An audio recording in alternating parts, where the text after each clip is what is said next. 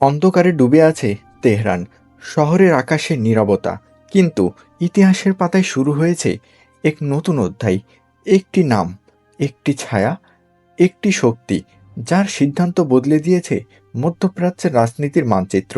তিনি ছিলেন না শুধু একজন নেতা, একটি বিপ্লবের, একটি মতাদর্শের প্রহরী, একটি রাষ্ট্রের সর্বোচ্চ কণ্ঠস্বর। ১৯৩৯ সালে জন্ম নেওয়া সেই ধর্মীয় ছাত্র কিভাবে হয়ে উঠলেন বিশ্বের অন্যতম প্রভাবশালী শাসক? কেন তার নাম শুনলেই কেঁপে উঠত পশ্চিমা বিশ্ব? কেন তার বক্তব্যে উত্তপ্ত হয়ে উঠত আন্তর্জাতিক কূটনীতি? তার ৩৭ বছর শাসনের অবসান নেমেছে। এটি কি কেবল একজন নেতার বিদায়, নাকি একটা যুগের সমাপ্তি? কে ছিলেন আয়াতুল্লাহ আলী খামেনি? কিভাবে গড়ে উঠেছিল তার ক্ষমতার সাম্রাজ্য? আর তার অনুপস্থিতিতে ইরান কোন পথে হাঁটবে?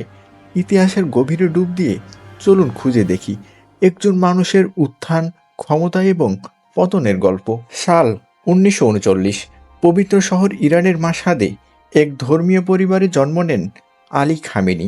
তার পিতা ছিলেন একজন আলেম। শৈশব থেকেই ধর্মীয় শিক্ষার পরিবেশে বড় হন তিনি। অল্প বয়সে কুরআন, ফিকহ ও ইসলামী দর্শনের প্রতি গভীর আগ্রহ জন্মায়। কৈশোরে তিনি নিজ শহর মাশহাদ থেকে পাড়ি জমান কমে, যা ইরানের ধর্মীয় শিক্ষার কেন্দ্র। সেখানে তিনি পরিচিত হন আরেক প্রভাবশালী ধর্মীয় ব্যক্তি রুহুল্লাহ খোমেনির সঙ্গে। এই পরিচয় বদলে দেয় তার জীবনের গতিপথ। ১৯৬০ ও ৭০-এর দশকে ইরানে চলছিল শাহ মোহাম্মদ রেজা পাহলভির শাসন। সে সময় ইরানে পর্যায়ক্রমে পশ্চিমাপন্থী নীতির বিরুদ্ধে ক্ষোভ বাড়ছিল। খামেনি সক্রিয়ভাবে অংশগ্রহণ করে পশ্চিমা বিরোধী আন্দোলনে। একাধিকবার গ্রেপ্তার, জিজ্ঞাসাবাদ, নির্যাতন, তবুও থামেননি। সাল ১৯৮৯। ইরানে ইসলামী বিপ্লব সফল হয়। শাহের পতনের সাথে ইরানে প্রতিষ্ঠিত হয় ইসলামী প্রজাতন্ত্র। রুহুল্লাহ খোমেনি হলেন ইরানের সর্বোচ্চ নেতা, আর খামেনি দ্রুত উঠে আসতে থাকেন ক্ষমতার কেন্দ্রবিন্দুতে। পরবর্তী সময়ে তিনি উপপ্রতিরক্ষামন্ত্রীর দায়িত্ব পালন করেন এবং তিনি একই সময়ে ইরানের অন্যতম প্রভাবশালী সামরিক সংগঠন ইসলামী রেভলিউশনারি গার্ড বা আইআরজিসি গঠনে গুরুত্বপূর্ণ ভূমিকা রাখেন। এই বাহিনী পরবর্তীতে শুধু সামরিক হিসেবে নয়, বরং রাজনৈতিক, অর্থনৈতিক ও কূটনৈতিক ক্ষেত্রেও ইরানের অন্যতম নিয়ন্ত্রক শক্তি হিসেবে প্রতিষ্ঠা পায়। ১৯৮১ সালের জুন মাসে তেহরানের একটি মসজিদে আলী খামেনি বক্তৃতা দিচ্ছিলেন। সেখানে ইরানের বামপন্থী বিদ্রোহী গোষ্ঠী বোমা হামলা চালায়। সেই বিস্ফোরণের ফলে আলী খামেনির ডান হাত চিরতরে প্যারালাইজড হয়ে যায়। সেই বছরের আগস্ট মাসেই একই গোষ্ঠীর আরেকটি হামলায় নিহত হন ইরানের তৎকালীন রাষ্ট্রপতি মোহাম্মদ আলী রাজাই। এরপরে সে শূন্যপদে আলী খামেনিকে রাষ্ট্রপতি পদে মনোনীত করা হয়। তিনি পরবর্তীতে ৮ বছর ধরে রাষ্ট্রপতির দায়িত্ব পালন করেন এবং এ সময় ইরানের সরকারের স্থিতিশীলতা ও ইসলামী আদর্শ বজায় রাখার কাজ চালিয়ে যান। ১৯৮৯ সালে আয়াতুল্লাহ রুহুল্লাহ খোমেনি মারা গেলে ইরানের রাজনীতিতে এক বড় ধরনের পরিবর্তন আসে। সংবিধান সংশোধন করে প্রধানমন্ত্রীর পদের বিলুপ্তি ঘটানো হয়। এই সময় আলী খামেনিকে ইরানের সর্বোচ্চ নেতা হিসেবে মনোনীত করা হয়। আয়াতুল্লাহ আলী খামেনি শুধু ধর্মীয় বা সাংবিধানিক নেতা নন, তিনি মূলত ইরানি শাসন ব্যবস্থার রক্ষাকর্তা। গত কয়েক দশকের যখনই দেশটির শাসন কাঠামোর উপর কোনো ধরনের হুমকি এসেছে, তিনি সামনে থেকে নেতৃত্ব দিয়ে দমন করেছেন। অনেক সময় দমননীতি হয়ে উঠেছে কঠোর ও সহিংস। রাষ্ট্রীয় বাহিনীকে সক্রিয় করে তিনি বারবার প্রমাণ করেছেন ইসলামী প্রজাতন্ত্রের মূল ভিত্তি নড়বড়ে হতে দেওয়া যাবে না। খামেনির অধীনে দায়িত্ব পালন করেছেন ৪ জন রাষ্ট্রপতি। এদের মধ্যে কোনো রাষ্ট্রপতি সংস্কার করতে চেয়েছেন, আবার কেউ আন্তর্জাতিক সম্পর্ক সহজ করতে উদ্যোগ নিয়েছেন, আবার কেউ অভ্যন্তরীণ স্বাধীনতা বাড়াতে চেয়েছেন। কিন্তু শেষ পর্যন্ত কারোই ক্ষমতা এতটা ছিল না যাতে সর্বোচ্চ নেতার অবস্থান নড়াতে পারে। পররাষ্ট্রনীতির ক্ষেত্রে খামেনির অবস্থান ছিল আপোষহীন।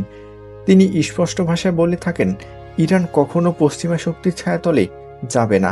যুক্তরাষ্ট্র ও ইসরায়েলের বিরুদ্ধে তার কঠোর অবস্থান আন্তর্জাতিক রাজনীতিতে ইরানকে অনড় এবং কঠিন প্রতিপক্ষ হিসেবে প্রতিষ্ঠা করেছেন। ২০২৬ সালের ২৮শে ফেব্রুয়ারি আমেরিকা এবং যুক্তরাষ্ট্রের যৌথ হামলায় আয়াতুল্লাহ আলী খামেনির মৃত্যু হয়।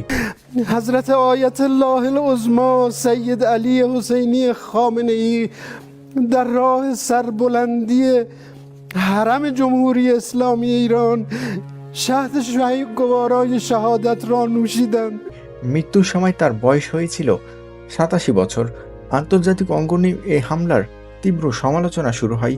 জাতিসংঘের মানবাধিকার কমিশনের প্রধান ভলকার তুর এই সংঘাতকে আন্তর্জাতিক আইনের পরিপন্থী বলে উল্লেখ করে দ্রুত আলোচনার টেবিলে আসার আহ্বান জানিয়েছেন।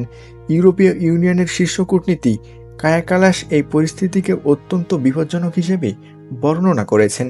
ফ্রান্সের প্রেসিডেন্ট ইমানুয়েল ম্যাক্রো সহ কয়েকজন যৌথ বিবৃতি দিয়ে ইরানকে পাল্টা আক্রমণ থেকে বিরত থাকতে এবং একটি কূটনৈতিক সমাধানের পথ খুঁজতে আহ্বান জানিয়েছেন।